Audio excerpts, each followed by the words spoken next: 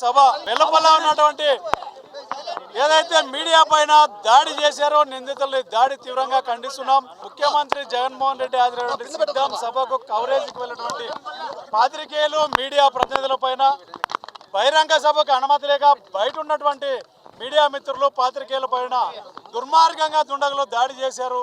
ఈ దాడిలో ఆంధ్రజ్యోతి ఫోటోగ్రాఫర్ శ్రీకృష్ణ తీవ్రంగా గాయపడి ప్రాణాపాయ స్థితిలో ఆసుపత్రిలో ఉన్నాడు. ఈరోజు శ్రీకృష్ణని ఇప్పుడే హైదరాబాద్ ఆసుపత్రి కూడా తరలిస్తున్నారు. నిన్నటి నుంచి కూడా ఆసుపత్రిలో ఉన్నారు. విపరీతంగా కొట్టడం జరిగింది.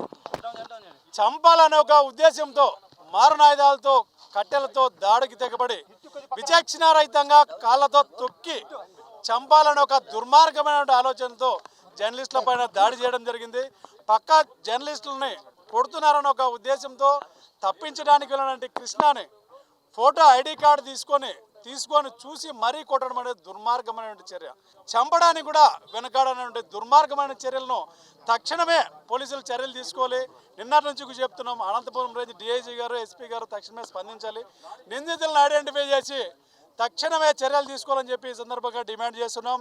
ఏదైతే గతంలో ఉరువకొండలో సీఎం సభలో ఫోటోగ్రాఫర్ పైన లోకల్ రిపోర్టర్ల పైన దాడులు చేశారు. గతంలో రాయదుర్గం ఇతర ప్రాంతాల్లో కూడా విపరీతమైన దాడులు చేస్తారు. మొన్నటికి మొన్న అమరావతిలో ఫోటోగ్రాఫర్ మీద దాడి చేశారు. రిపోర్టర్లకు ఒక ఈనాడు రిపోర్టర్ మీద కొట్టి చంపే పరిస్థితి చేశారు. దాడులు అయితే పర్వాలేదు, ఏకంగా చంపాలనే కుట్ర చేస్తున్నారు.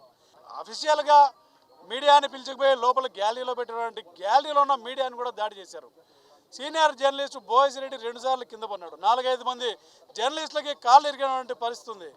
ఒక ఇద్దరిని అంబులెన్స్లో తీసుకొని వచ్చారు. మీడియా గ్యాలరీలో ఉన్నటువంటి మీడియా ప్రింట్ రిపోర్టర్ని రక్షించలేటువంటి పోలీసు వ్యవస్థ ఎక్కడుందో అర్థం కాని పరిస్థితి. ఇప్పటికైనా నిందితులపైన కఠిన చర్యలు తీసుకోవాలి.